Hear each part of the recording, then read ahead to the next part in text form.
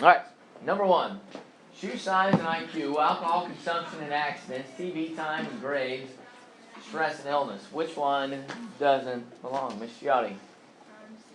C, TV time and grades. That is correct. Why is it TV time and grades? It is, and all the others are positive correlations. Very good. I didn't share, they didn't bring up in first hour the other day this idea of shoe size and IQ, and they were dumbfounded by that this morning. They got stuck on it. They thought that that was the answer. Then, gave them a better explanation. Oh yeah, I understand. They thought that big people with big feet were smarter. Okay? Number 2, cause and effect. One group, long time, independent variable and control group. Which one doesn't belong? Ms. Cottrell? B is correct. Why is it B?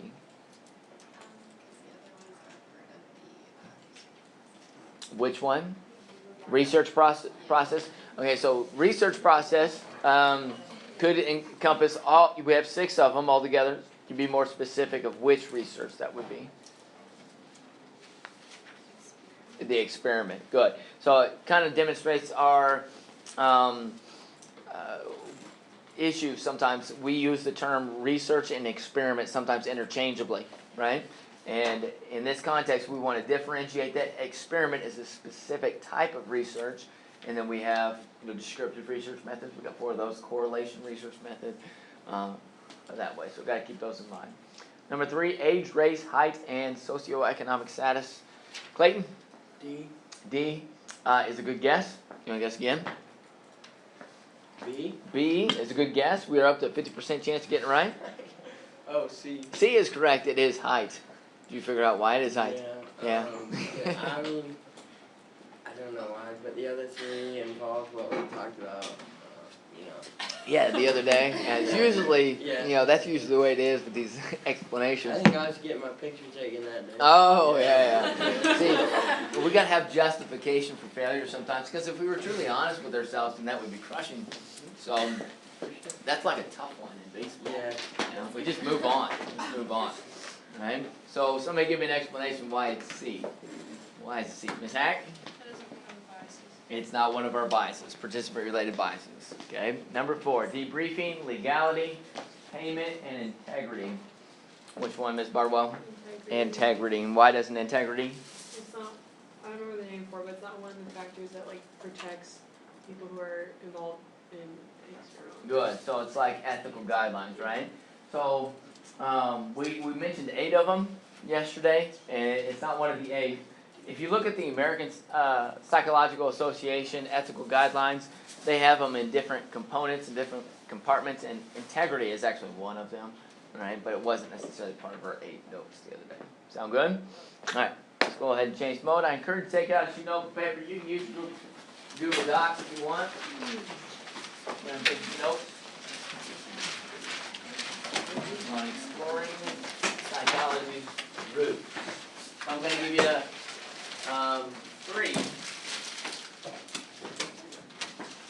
3 psych perspectives today and a number of psychologists. I'll introduce you to those. Okay. Now, before we get into our notes today, want to give you an idea of something that's coming up next week, so you can start anticipating it. Our big assignments, we have naturalist observation assignment. It's kind of like our big assignment associated with the research methods. Our big assignment with the psych perspectives is what I call the Party with the Psychologist assignment. It's a creative writing assignment. And what we do is you come up with some type of conflict. I know it's called a party, but it could be anything. It doesn't have to be a celebration or party or anything. It could be anything. Okay? That has some type of conflict. And you incorporate characters, and at a minimum of 2 of those characters, a max of 3, have to be psychologists. Sound good?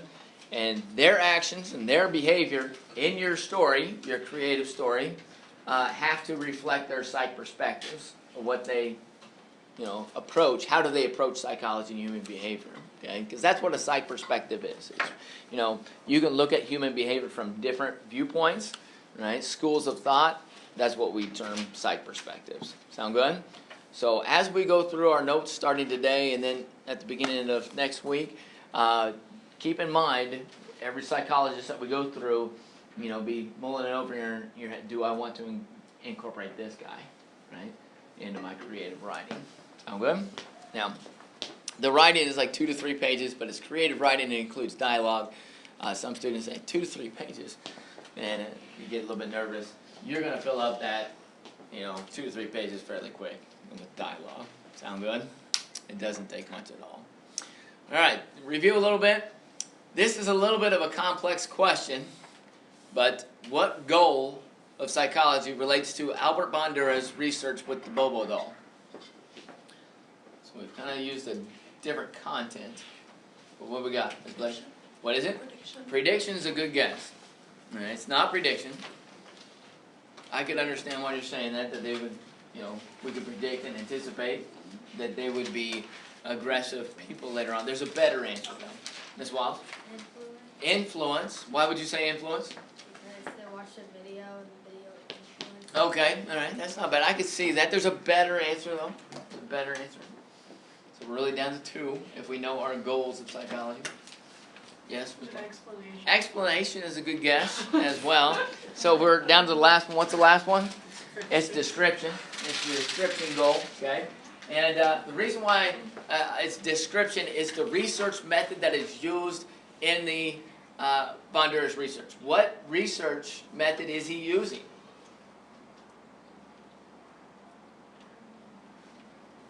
What would you do? How would you would say it's what?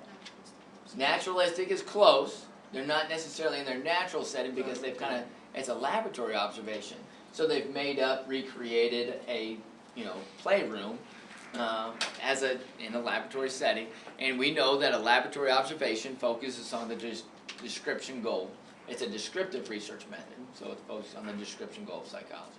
Everybody see how we got there? It may take a little bit for us to get there, but we eventually got there. Okay? All right. So when did psychology begin? When did it begin? A lot of times people reference these 2 guys, Aristotle and Plato, these Greek philosophers from thousands of years ago, and they say they were, asking a lot of questions that dabbled in psychological thought, right? However, when we think about the origins of psychology, I just want you to think about they were getting close, right? But they lacked something when they were contemplating human behavior and the way the mind works and all this good stuff associated with psychology. They lacked one thing that you need in order for us to describe psychology as a subject area. You may know what they lacked. They lacked the scientific research method. Sound good? So since they didn't have it, all you have is really subjectivity.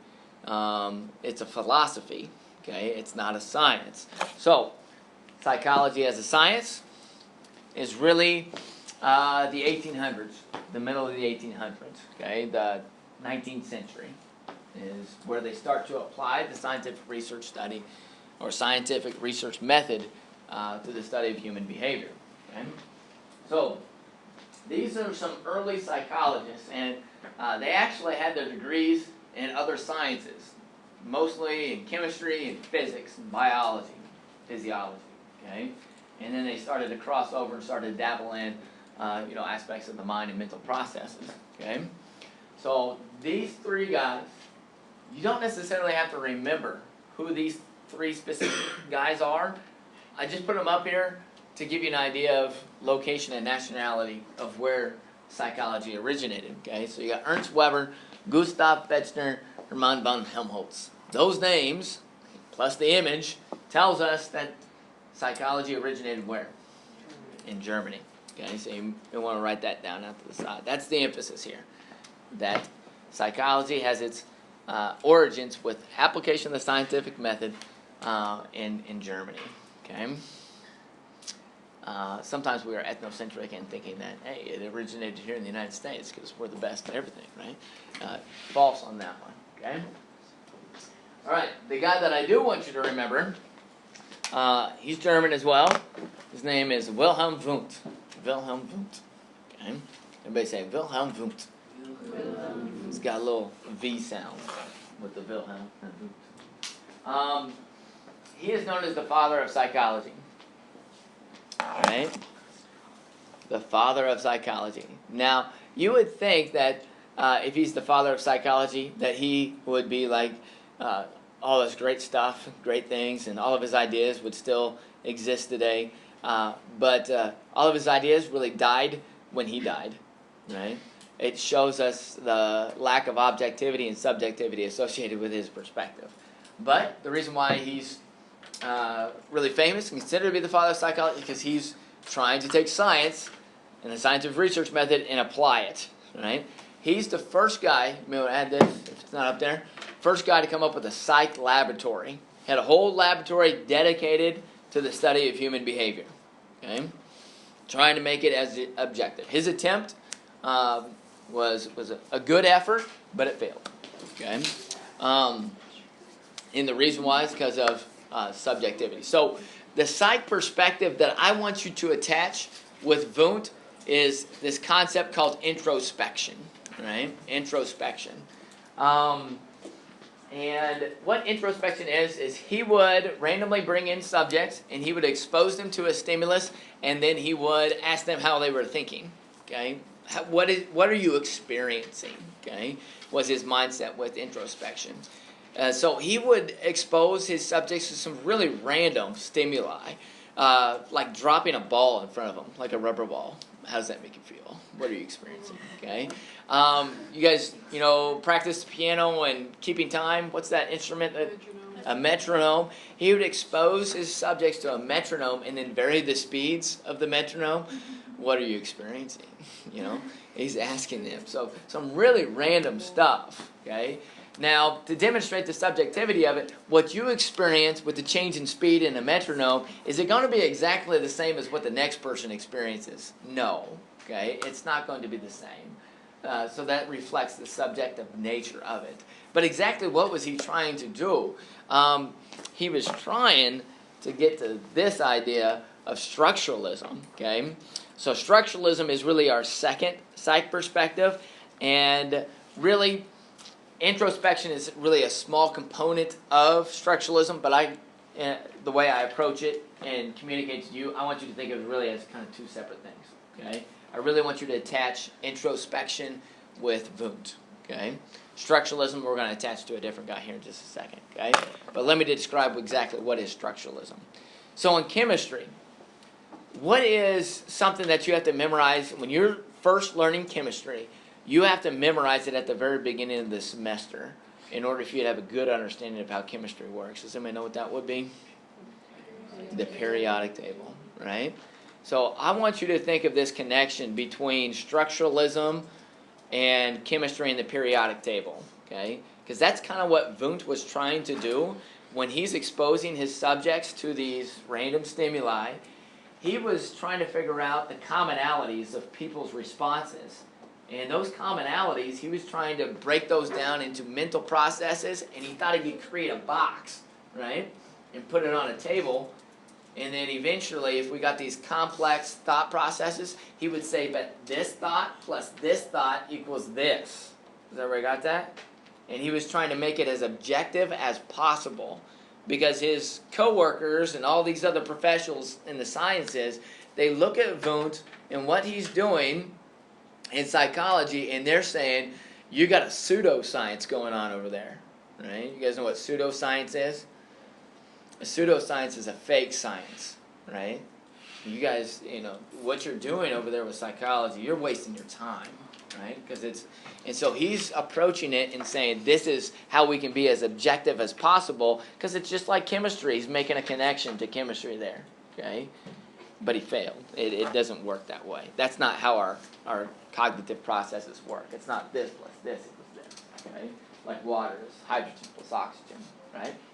So, all right. So the guy that I want you to attach with structuralism is really this guy, Edward Titchener. Edward Titchener was a student of Wundt in Germany, Leipzig, Germany, the university there.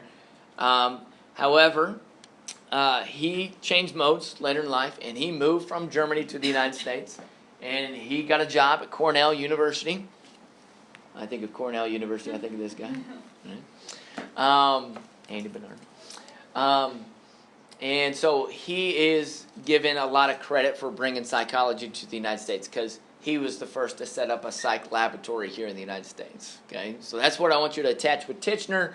Structuralism, he brought the idea of structuralism over to the United States, trying to break down the mental processes in the structure of what creates it, and then really he kind of separated himself from introspection, that really component there. Okay, so introspection, Wundt, structuralism with Titchener, and bringing psychology to the United States. Okay, all right. The third one and the last one, psych perspective we're going to look at today is a concept called functionalism. Okay, so structuralism and introspection. When Titchener dies, when Wundt dies, their ideas of structuralism and introspection dies with them. Sound good? So we really don't use those concepts in psychology today. Right? Interesting ideas, good effort. Right? Kind of popularized psychology a little bit. So good things in that aspect, but it failed in objectivity. Functionalism, though, these ideas that are associated with functionalism, they're still prevalent in psychology today. Okay? So this guy that came up with the concepts of functionalism, his name is William James, sometimes known as Bill James. Right? William James or Bill James. And this guy's like, he's writing his ideas on functionalism at the time period here is really the late 1800s and the early 1900s. Okay? So some of the insights that he produced that we still use today, I mean, it's kind of revolutionary to think about, right? He was really advanced, okay? Now, one thing with functionalism, maybe out to the side, I'll give you a picture of William James. There he is, okay? He was greatly influenced by the work of Charles Darwin, okay? So you may want to write that down. I know it's not in our notes up there. Greatly influenced by the work of Charles Darwin. So Darwin's components, you know, we know about evolution associated with Darwin, but the really aspect of Darwin's theory that William James picked up on was really adaptation to one's environment. Okay? Adaptation to one's environment. Survival. Okay? And you may want to write down that component. That's really the aspect of evolution that William James is picking up on, and he's applying it to the study of human behavior. Okay? All right, so how does structuralism and functionalism differ from one another? So structuralism is all about breaking down the mental processes into its structure. Functionalism is like, we can't really do that. That's not objective, so let's not even look at it. Let's think about the outward functions of the brain. Right?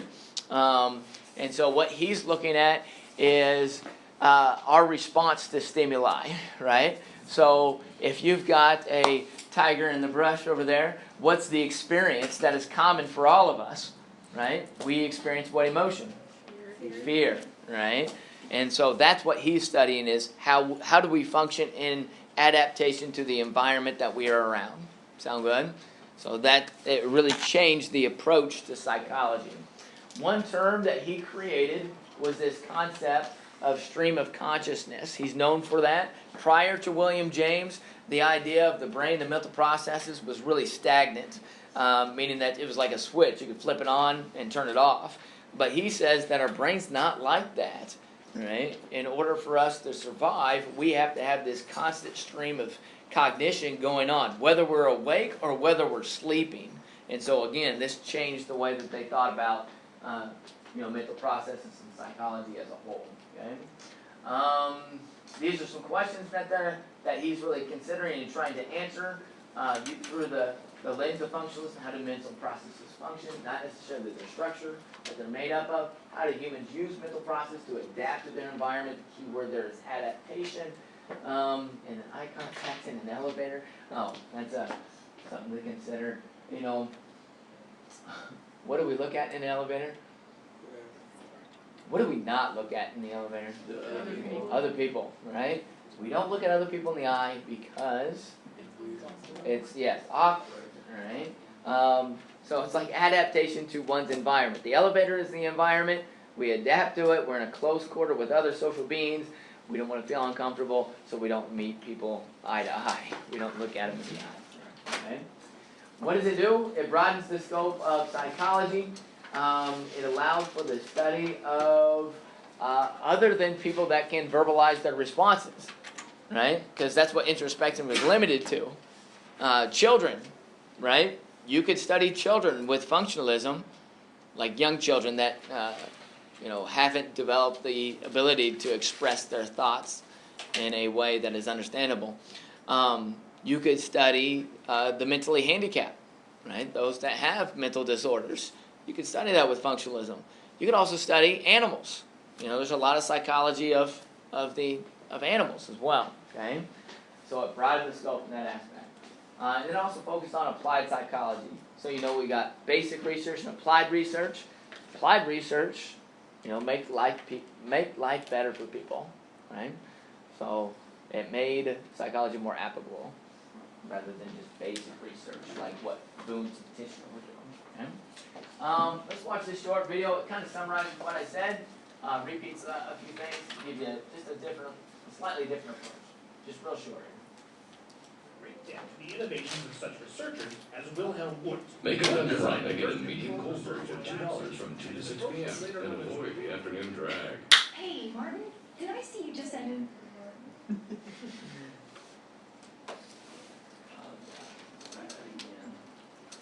Modern research is a great debt to the innovations of such researchers as Wilhelm Wundt. Wundt designed the first controlled research in a lab setting, and his approach was later known as structuralism. In this setting, Wundt and his colleagues studied perception. Some experiments simply involved recording how the subject responded to the sound, or how the subject reacted to the dropping of a large rubber ball. Wundt also developed the method introspection, where he asked subjects to report their feelings and sensations after dropping the ball to the ground. Although Wundt believed that he could gain insight into how the brain works by asking subjects how they feel, this approach was criticized for being unreliable and prone to bias. His methods as a whole were often criticized for being too narrow or subjective. In 1890, William James attempted to explain how consciousness functions with his book, The Principles of Psychology. Because James's theories attempted to explain the function of consciousness rather than the structure, his approach was appropriately named functionalism. James borrowed heavily from Darwin's ideas that mental processes evolve over time to aid the overall survival of humans. Although the early psychologists may have disagreed over how to conduct research, these clashes led to improvements in the science and shaped the methods used today. Alright, so principles of psychology, maybe one other note that you want to write down with William James. That particular text is still referenced today. Even though it was written back in the 1890s, still referenced today because a lot of the stuff is still applicable, right? Still applicable. So it has not gone by the wayside like what Wundt's ideas of structuralism and introspection. Okay? Anybody have any questions or thoughts before we finish up? No?